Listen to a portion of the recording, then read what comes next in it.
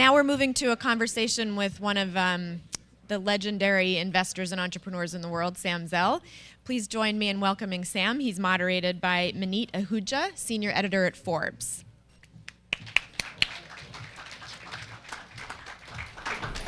Good morning, everybody. What a great event. And so we're here with a man who needs no introduction, legendary investor Sam Zell, founder and chairman of Equity Group Investments. Most of you know him in this room as the king of real estate. Of course, you do a tremendously more than that. And for your unbeatable track record in the world of real estate, spinning distressed assets into gold. But ever the business rebel. Yes, that's a nod to your book. Sam started investing in real estate as an undergrad at the University of Michigan when he should have been sitting in the classroom, but worked out pretty well for you, right, Sam? Yep. Yeah. Awesome. So Sam, you've said this before, you've been an investor for over 50 years, and this is the first time, but there's only been one time where you saw a Fed chairman do what he said he was going to do. So kind of going into the environment right now with the Fed, where we've seen all these rate hikes this year, 4 interest rate hikes, and signaled another 150 basis points by early next year. And inflation at 40-year highs. At what point do you think the Fed's approach will ultimately work?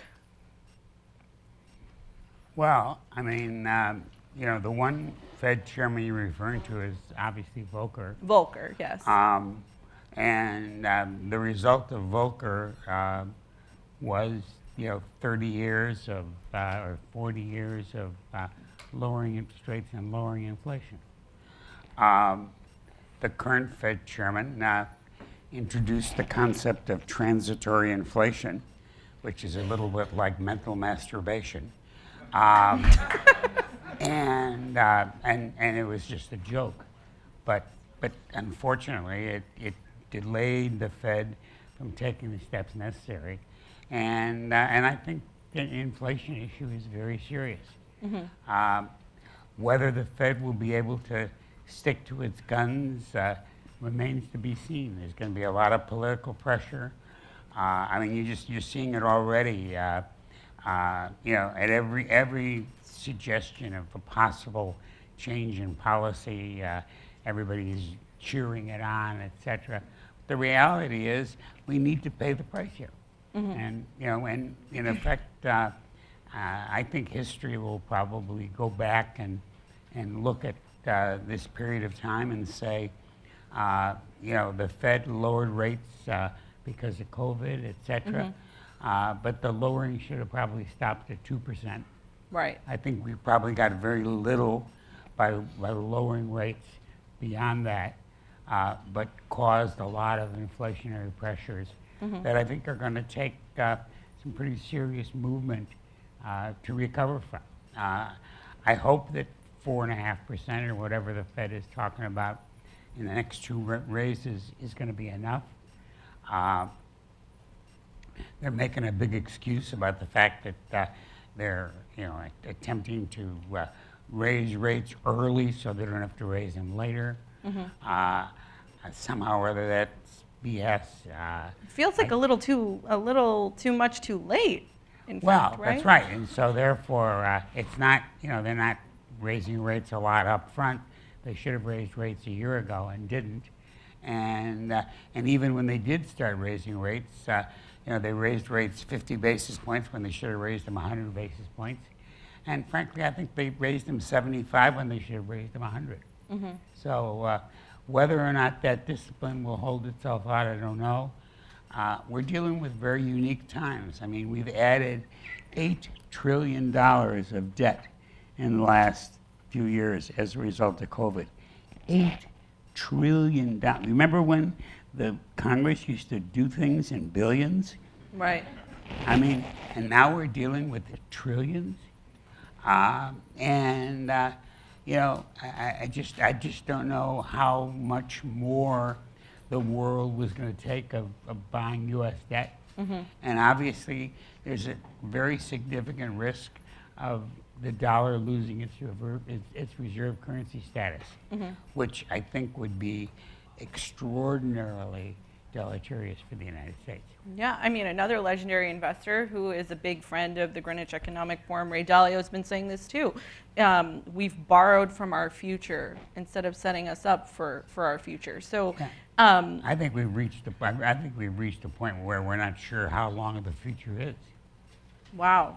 So you're painting a pretty dire picture here.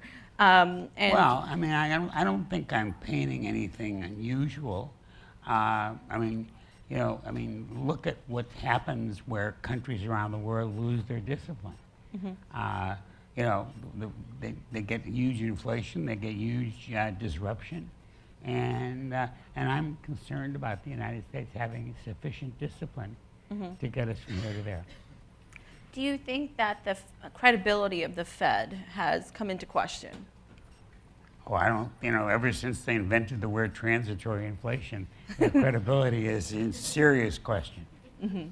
So if you were sitting across from Chairman Powell right now, what advice would you give him to kind of steer the U.S. economy back on track as much as possible? I mean, we're in a pretty deep ditch here. Yeah, I probably would start by saying, where were you? I mean, what were you thinking?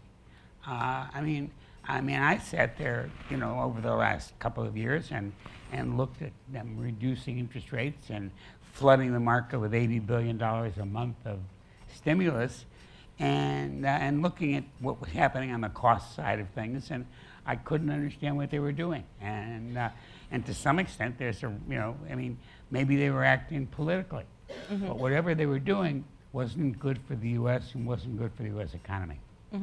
So shifting a little bit more to the corporate sector, fellow real estate investor and Squawk Box guest host like yourself, Barry Sternlicht, said recently that the economy is breaking hard. We all know that. CEOs are losing confidence. What are other folks in your industry, what are your peers saying should be done? Are they in agreement? I've never had a long track record of having everybody in agreement with me. Right, I do know that. So I don't think the current scenario is very different. We have, although real estate is what we're known for most, the percentage of real estate in our portfolio has changed over time, and right. At the moment it's near an all-time low. So we're about 70% non-real estate. Right, healthcare and other industries. 30% real estate, healthcare, logistics, oil and gas, a lot of other stuff. And I thought, I saw Barry's comments the other day. I thought his comments were a little extreme. What we're seeing is a softening in a lot of industries, but nothing yet that would suggest some kind of significant depression or hard landing. I think that remains to be seen, and how we deal with it. And frankly, there's a lot of issues all over the world that are going to affect that. I mean, obviously the war in Ukraine, right. What's going on in Iran right now, what China is or isn't going to do. I mean, there's just a lot of factors that all have to be plugged into, whatever kind of a conclusion you come to. So you spoke about a depression, but technically some folks are saying that we're already in a recession. Recently you had said we're not there yet. How do you feel now?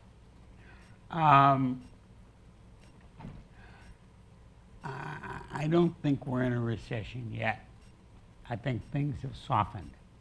And I don't see much out there that would change my view that softening is going to get hard again soon. And I think, this concept of mark-to-market, which has always been a capitalist tool, is really needed here. And so I think that we have more yet to come, but I don't think we're in a recession quite yet. So you just said, inflation is a huge concern. We're at 40-year highs, and we saw the Inflation Reduction Act pass in August. But what other policies? Excuse me, the Inflation Reduction Act? That was the title of it. Well, that's what I mean, it was an inflationary bill, and Yeah. it resulted in a lot of extra spending, right. and irresponsible. Right. That's why I wanted to get your thoughts on it. That's what the government called it. That doesn't mean that's what it is. Am I being too subtle? I mean, No, you aren't. Back to your book. You are always a straight shooter, Sam, and that's why we love you. So yeah, I mean, let's delve a little bit deeper there. Did that just get us deeper in the hole? It feels like there's a lot of critics that are saying, same as you, that it's a misnomer on the title there. I think the title is very, very misleading. I don't think the American people are going to be fooled by it. And I think that it's only going to add to inflationary pressures, not decrease them. So what legislative action should Congress and the government be taking right now? Stop spending money. Stop spending money. I mean, we're spending money we don't have. We're creating obligations that we can't meet. Just think about the fact that the average cost of government debt a year and a half ago was under 2%. And at that level, we could, quote unquote, meet our obligations. That number is going to be 4% very shortly. And that means that we will be paying deficits. We'll be paying interest with deficit financing. Not a prospect that makes me smile. And so central banks, we're talking about the Fed, and central banks are often at odds or trailing government leaders in terms of economic priorities. Do you see this changing in the year ahead? Do you feel like, corporate America, leaders like you are being very vocal about what needs to change, what needs to happen, that the spending needs to stop? Do you feel like Washington is listening? Well, the real problem is that we really believe spending should stop on things that we're not involved with. And where spending is beneficial to us, we're all in favor of it. That's not what I would call discipline. And but I think the absolute, you just can't spend $8 trillion in 2.5 years and not have that come back to bite you. And I think that and unfortunately, it's not something that's going to come back and get corrected in 12 months. I think that $8 trillion is going to be hanging over the U.S. economy for some time to come. And so as it is at the other central banks around the world, all of which, in my opinion, excessively dealt with COVID. And I think when we look back on it, 20 years from now, I think we're going to look at the world's response to COVID as not particularly productive. So where should we specifically cut back on spending? Where do you see opportunities for us to kind of rein things in? Well, I think that the whole social support system that doesn't really answer the question, how are you going to pay for it? The fact that we're dealing with a defense situation where there's no question that we're going to have to spend a lot more on defense than we have been planning. And we've got a lot of quote-unquote partners around the world who better start doing it as well. I mean, I think the whole Ukrainian thing is proving beyond a reasonable doubt that there's no reason to be comfortable and there's no reason to sit back and say, well, everything is going to be fine. And so we've got to, particularly, I'm concerned about what I would call discretionary spending, where it's one thing when you're quote unquote really doing, let's call it infrastructure. Well, we passed a giant infrastructure bill, but in order to do that, we also had to pass, a huge public expenditure social programs that we can't afford. And the sooner we wake up to that, the better, and the faster, the better. What about student loans? I think that that's maybe one of the worst ideas that anybody's ever come up with. I wish I could get my student loans paid for. Well, first of all, I mean, I think student loans as a whole are something we can't be too proud of. Right. It's just another social crutch, and in many cases led to universities and schools increasing costs because they could, because in effect the government was providing the difference. And then after you encourage people to borrow money and get a degree, whether that degree was economically justifiable or not, and then you start creating, programs to cut the responsibility, that doesn't sound good to me, and that doesn't sound a precedent that I think is worthwhile. And infrastructure. I mean, we Well, do have an infrastructure problem in this country. We have a huge infrastructure problem, but we haven't been able to get the capital out of Congress to deal with the infrastructure because at every point there's a quid pro quo. And the answer is you want $1 for infrastructure, then we want $1 for more social programs. We can't afford it. So it's no secret that usually during times of market volatility, we see a flight to safety, yet at the same time, gold has seen 6 months of consecutive losses, the longest streak, I think, in monthly declines in 4 years. What's your outlook for gold going forward? I actually bought some gold in the last year. Oh, you did? I bought some gold stocks and I bought some real live gold. I've never done that before. Wow. It's not of a significant enough amount to change anything. But to me, it's reflective of the fact that I'm very concerned about fiat currencies. We had a gold standard. We had for many, many hundreds of years. Our monetary systems were predicated on real collateral, for lack of a better word. Obviously, since Nixon got rid of the gold standard, and there's been frankly a significant lack of discipline overall, I think that we've created all these fiat currencies, and particularly during and after the Great Recession, there was an extraordinary expansion of governmental, like the Fed. I mean, in the Great Recession, the problem was the banking system was weak. The banking system today is very strong, and that's the good news. The bad news is the country's economic system ain't so strong, and I think there's a lot of risk that the Fed will not be able to control and discipline the system. You spoke about the banking system being really strong, and we know that, after record investment we saw during COVID, there's a lot of dry powder sitting on the sidelines. There's a pullback in capital markets activity and things like that. When do you see that resurging, and do you see that as a potential opportunity to push the economy forward in Q1, Q2? I don't think so.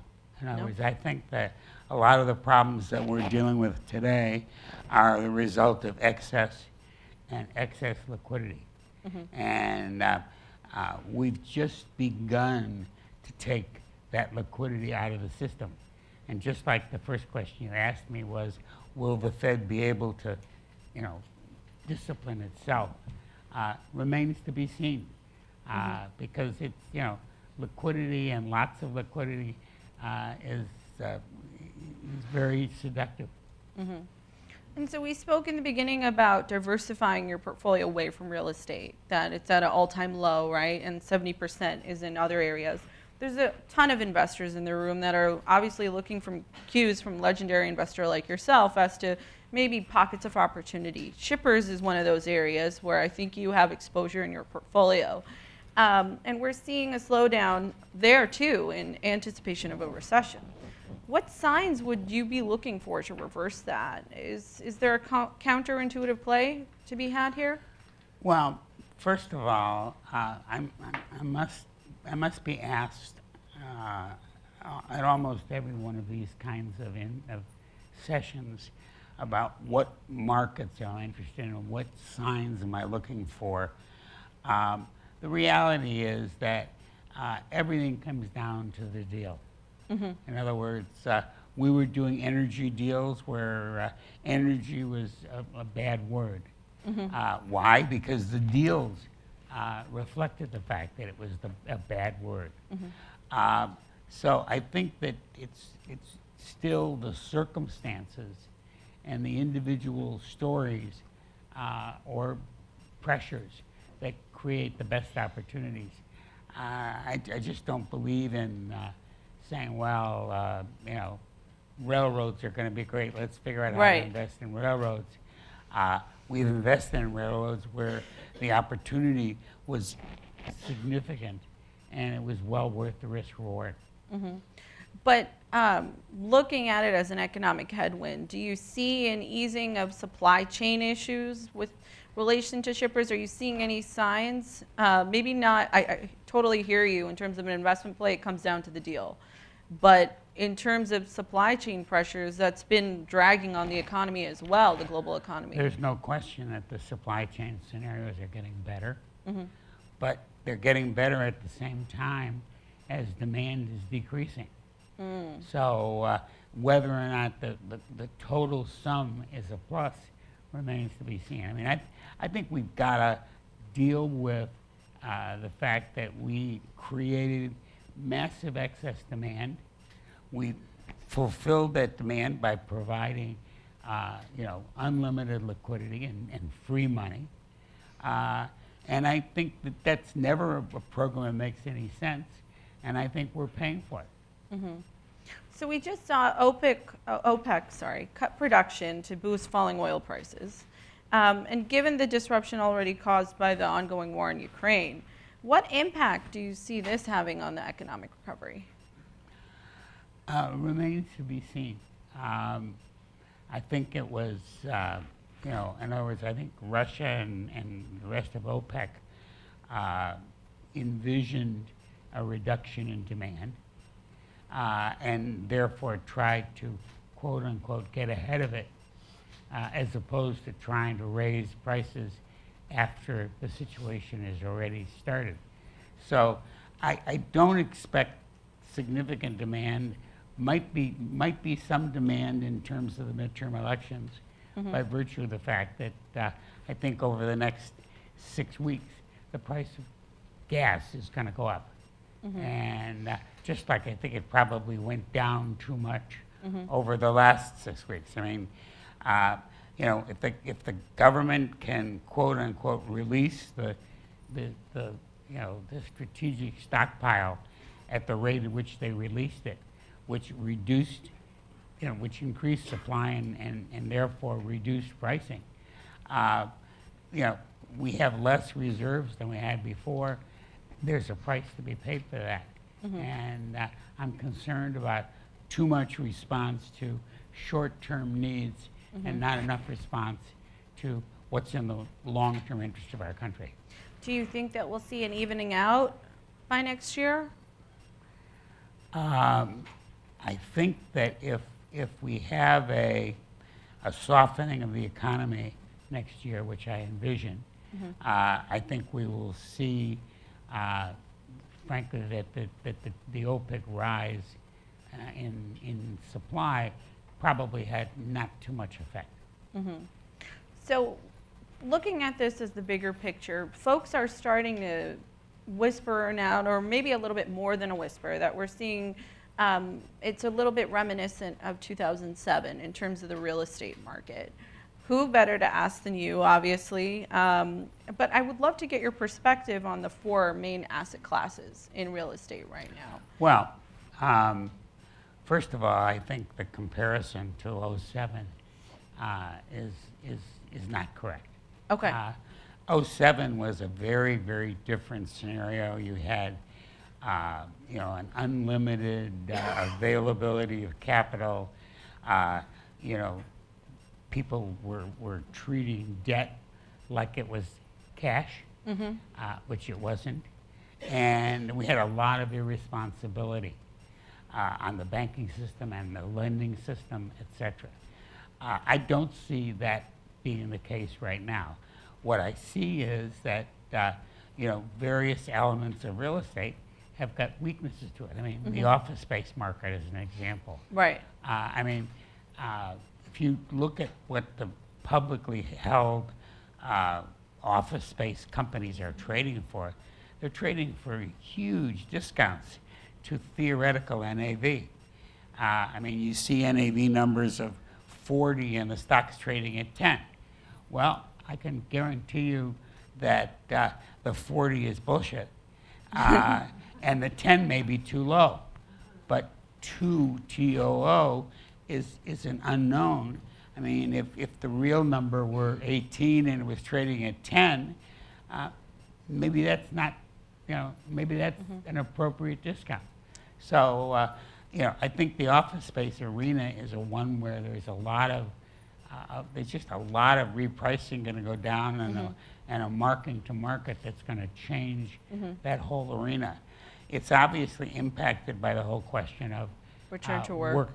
Return to work. The day that the world shut down in 2020, I went to work. And I've been at work every day since. And what about the rest of your company? Well, I have encouraged everybody to come to work as often as possible. I don't believe work from home makes any sense. I don't believe you can motivate by modem. I love that, motivate by modem. I don't believe that you can create the mentoring and the learning process and the connections necessary in order to make work viable. There may be some professions, maybe IT, where you could work remotely, but I think there are very few of them. And if we don't get back to work soon, our country is going to pay a very big price for not being at work. It feels like, at least in New York, in this tri-state area, there's been a return to work. Across certain industries. In New York, it's give or take about 50%. In Chicago, it's about 50%. The activity level outside of attendance at office, has been increased significantly. But I think that that people are unfortunately using this whole return to work thing as a way of not being at work.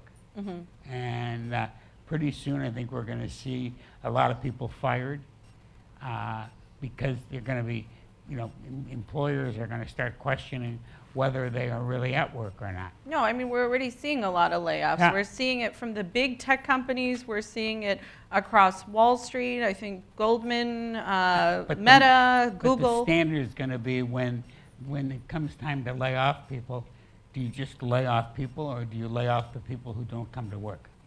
Well, I think they said, Jamie Dimon said, no one's going to be warming your seat, right? Yeah, so right. It's going to be the people who don't return to work first, is at least how, as a journalist, I'm reading it. As it should be. Yeah. So what about the broader commercial real estate market? Well, I think I heard you say recently on TV that the luxury office market is doing well. Maybe I misheard that. Everything is relative. The answer is that in an environment where there's a lot of pressure on coming back to work and making work more interesting or pleasant or palatable or better ventilation, there's no question that companies are taking less space and paying more for it to provide their employees with a better environment to work in. Outside of office, retail is still very much of a falling knife. At the very top, the very best malls continue to do okay. And at the very bottom, the shopping center with a food anchor and a drugstore and a couple of shops continues to do well. And everything in between is to a large extent obsolete. Because of the shift to direct-to-consumer. Well, it's partially the shift to direct-to-consumer, but you have to look at the historical statistics. The United States has historically had 5 times the number of square feet per population of retail as, say, Europe. Wow. So we've in effect overbuilt tremendously in that arena, and you know, the combination of e-tail and the combination of the COVID, et cetera, has definitely called into question whether that retail base need to be anywhere near that size. On the residential side, I was going to say, it feels like just as, you know, just even in my neighborhood, when shopping centers get shut down, just another condo building goes up. Is that the solution to avert a crisis in the commercial real estate space? I mean, I think that if you look over the last 20 years, with the exception, you know, but basically up until the Great Recession, we built, give or take, about 1,250,000 residential houses a year, give or take 1 million single family, give or take 250,000 of, not single family, but 250,000 of multifamily. And then, depending on the year, anywhere from 50 to 100 of mobile home parks or mobile home or manufactured housing. Since the Great Recession, the number that was 1 million started out at 250. It slowly increased to about 650, but it's still significantly below what it has historically been.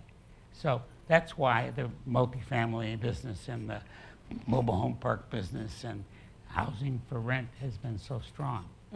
I think more supply is going to come. When, depends on when.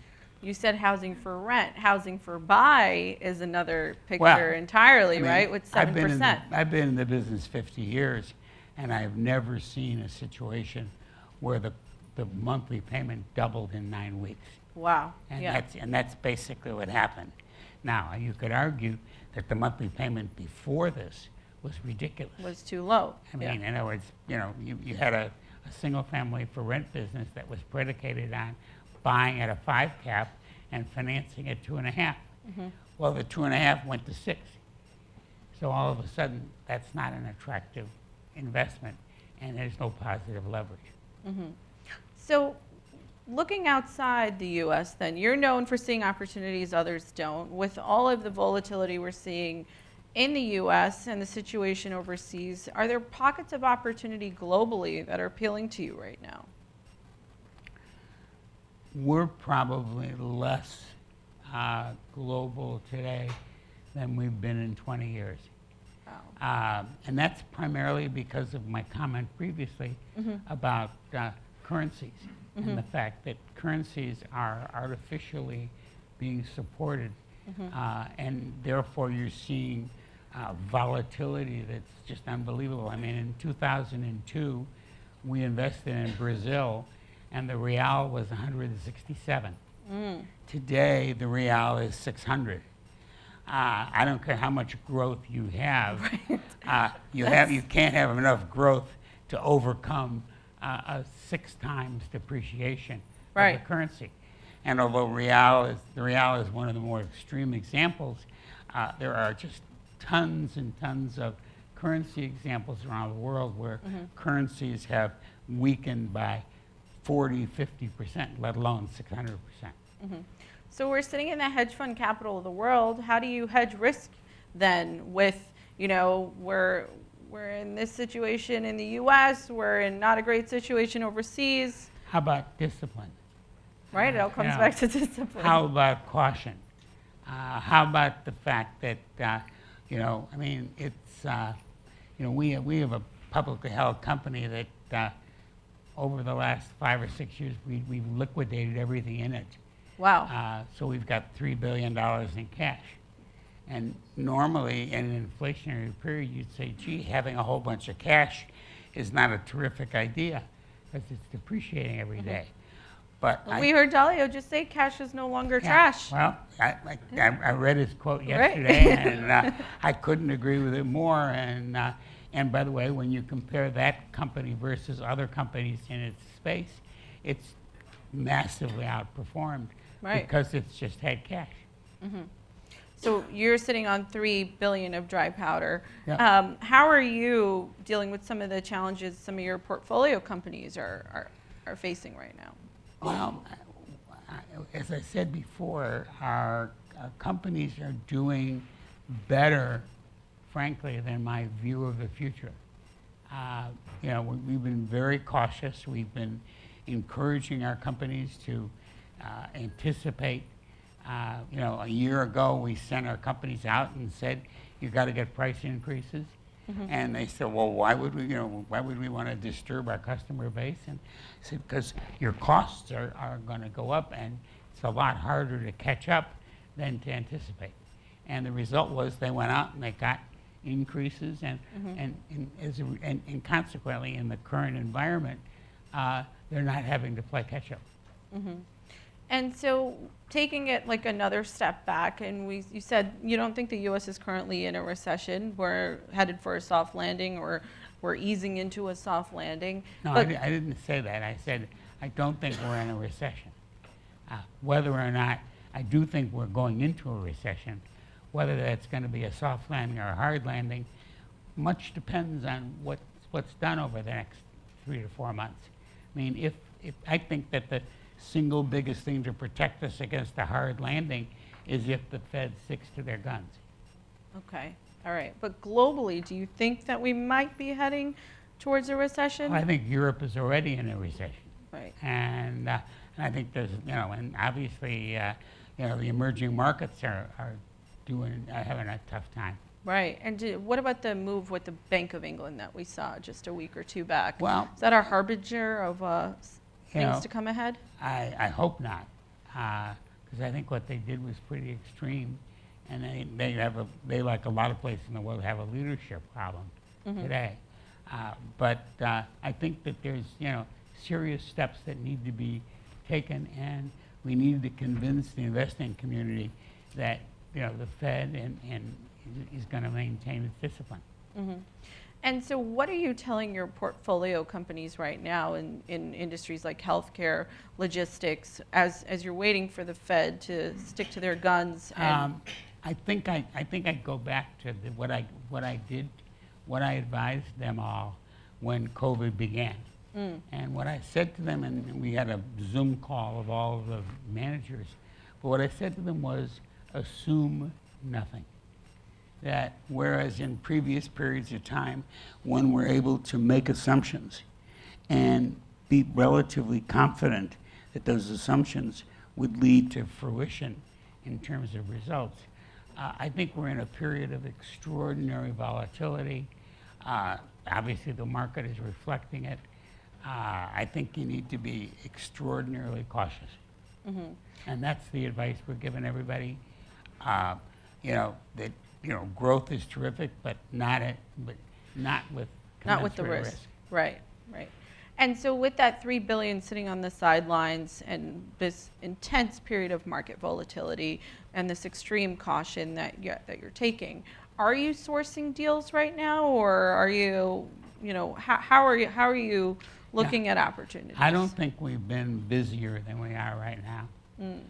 If anything, as the economic environment has deteriorated, the number of deals and the number of opportunities and the number of return phone calls we're getting is much, much greater than it was 2 years ago. Yeah, I mean, as you're known as the grave dancer, right? Yeah. For this is almost a perfect opportunity for you. Yeah, I think it's still too early. In other words, I think that there's still a great lack of reality, and a lot of people are expecting, even though they talk one way, they're hoping or expecting a different kind of result. I personally think that this is a period where liquidity equals value, that steps taken now to protect your base and create and increase your optionality will pay off in big big benefits as we move forward.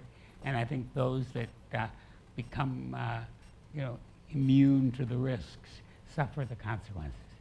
Well, you heard it from the grave dancer himself, billion-dollar investment advice for this market.